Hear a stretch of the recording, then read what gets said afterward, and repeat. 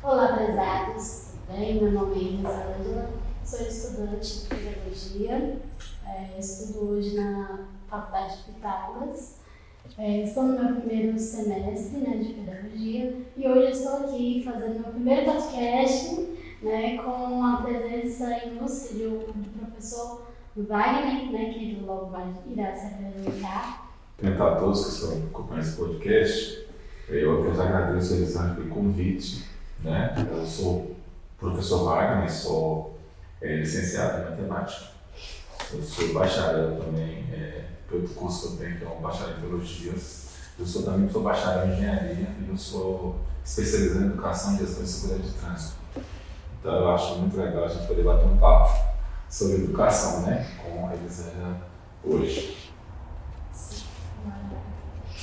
Então, nós iremos hoje trazer a base referente ao BNCC, então trazer a importância do que ele traz para a vida de um pedagogo, e quais são as 10, no caso aqui, a importância das 10 competências do BNCC na vida de um pedagogo, e falar um pouco o que representa hoje na educação atual, o que mudou, o que realmente faz a diferença na vida de um pedagogo.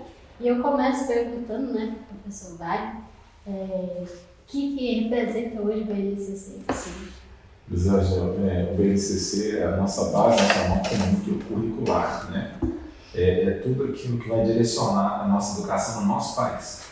Eu acho assim, eu vejo, que a educação no nosso país, ela vem sendo conduzida, e eu acredito que os profissionais que temos, também a gente faça que ela seja bem conduzida hoje, mas existe ainda muito, existe da parte dos educadores, um esforço maior para que de fato essa base nacional comum seja aplicada. Tem muitos itens que a gente vê que precisa ser melhor trabalhado e ser aplicado. Então, mas eu vejo que um avanço muito grande, nós temos uma base nacional comum curricular para toda a educação do país. Isso é um avanço muito grande.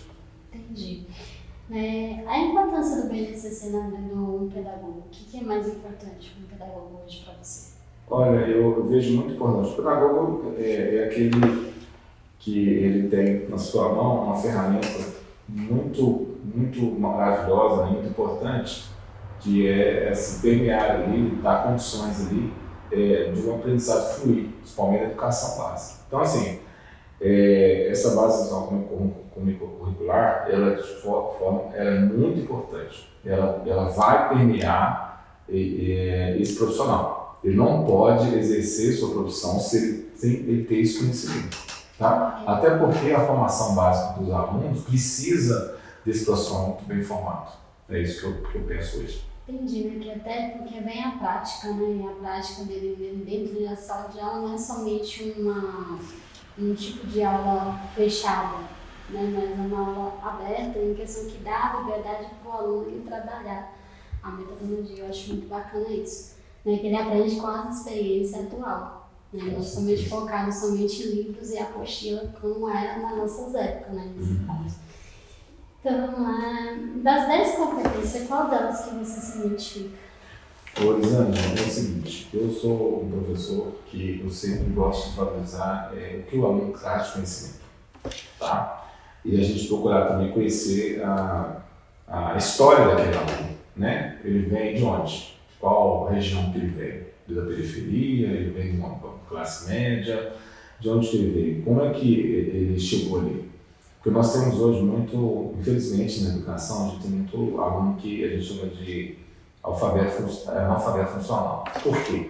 Ele está naquela série, mas ele não tem as competências envolvidas naquela série. Então, eu no meu exercício profissional, eu procuro fazer o quê?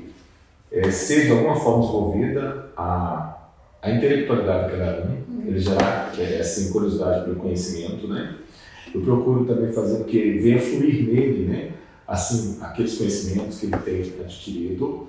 E eu procuro também utilizar outro tipo de material uma outra linguagem para que eu possa entender o conteúdo, Tipo materiais visuais, ou hoje mesmo nós temos uma tecnologia que nós temos as redes sociais, né, que a gente pode também utilizar a nosso favor, que seja um vídeo, que seja um áudio, que seja audiovisual, que seja uma pesquisa na internet, aquilo que ele trabalha muito, ou que seja uma ferramenta do WhatsApp, ou que seja o Instagram, ou o Facebook, algo também que possa conectar ele. Não, assim, mas de forma equilibrada, de forma que ele não fique muito focado nisso, porque hoje em dia tem alunos também que eles estão viciados, né, nesse tipo de aplicativo, de tecnologia, e aí se perde. Então a gente tem que, a educação hoje ela tem que ter um equilíbrio. A gente tem que formar o aluno, né, e dentro do contexto que ele vive, mas de forma equilibrada. Entendi. Dentro dessas perguntas que não estavam no roteiro, mas eu já vou perguntar, como que o senhor avalia hoje? Geralmente a gente avalia os alunos na escola, mas eu gostaria de entender do senhor um ponto de avaliação em questão de professores do Brasil, no Brasil assim. Olha, Elisandra, eu exerci muitos anos, né, na escola de nível fundamental, né, do sexto ano. Eu passei por todas as séries, do sexto ano até o nono ano. Depois eu trabalhei no ensino médio regular. Eu trabalhei no ensino médio EJA, tanto no médio quanto no fundamental. E eu presenciei várias situações, né, que eu observei. Mas o que eu vejo é que às vezes também é necessário, né, que os nossos órgãos, né, Secretaria de Educação, ela tem um cuidado de ver também a necessidade de formar ou de reciclar, atualizar esse professor com termos corretos, né, em relação às competências que o professor tem que ter. Não é só o aluno que tem que ter competência, o professor tem que ter competência. E a gente vê professores, às vezes, eu me recordo quando eu estava, minha formação foi numa escola estadual, tá? E minha formação superior foi em escola particular, ensino privado. Apesar de eu ter feito curso também no ensino federal também, né? E aí eu me lembro que na minha, podemos dizer assim, minha formação de educação básica, né, ainda no sexto ano, posso dizer assim, eu vi um professor assim que extremamente assim, com uma atitude que eu fiquei assustado. O professor reagiu pegando um objeto da sala, que é uma cadeira que estava dentro da sala, e ele, nervoso, ele saiu da sala, graças a Deus não atingiu um aluno, e soltou do segundo piso da escola, lá embaixo, soltou a cadeira, assim, reagindo de forma nervosa devido ao comportamento dos alunos. Então, assim, eu achei aquilo, fiquei assustado com aquilo.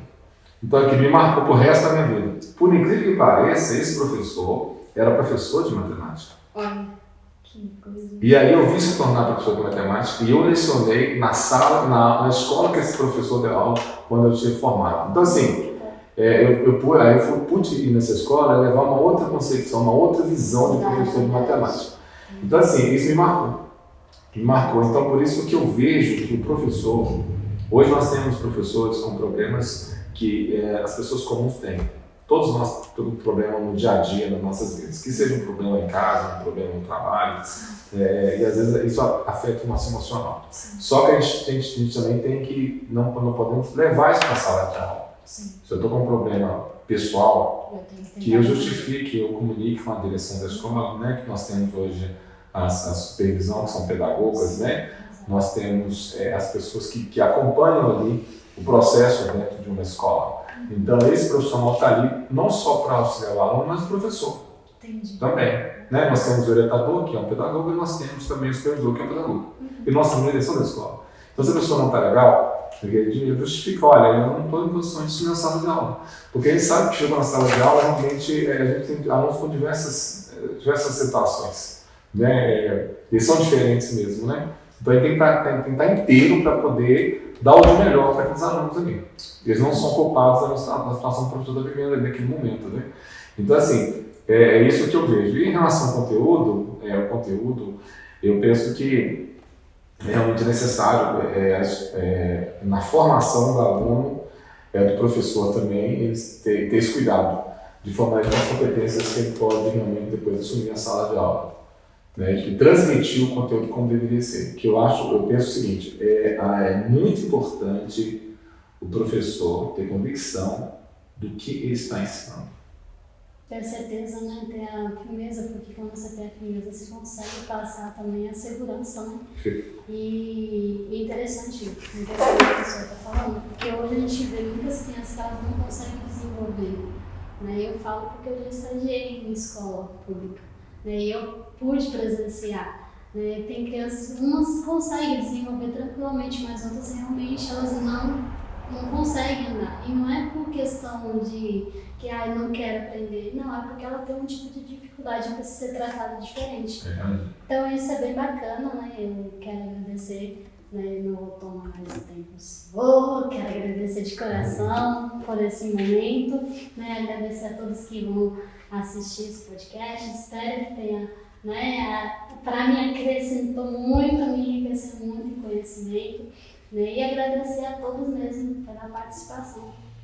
Gratidão. Elisângela, eu me sinto muito agradecido por você, porque é uma das coisas que é da minha vida que eu gosto, e a minha primeira profissão, né, que eu exerci é de professor. Eu sou professor, né? Eu gosto muito de ser professor.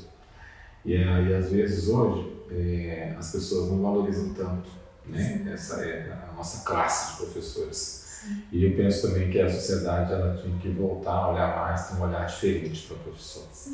Porque todos os profissionais que nós temos hoje no mercado, que seja um advogado, que seja um médico, que seja um engenheiro, que seja o próprio professor, o pedagogo, ele passou por uma escola. Bacana. Ele teve que aprender, ele foi ensinado.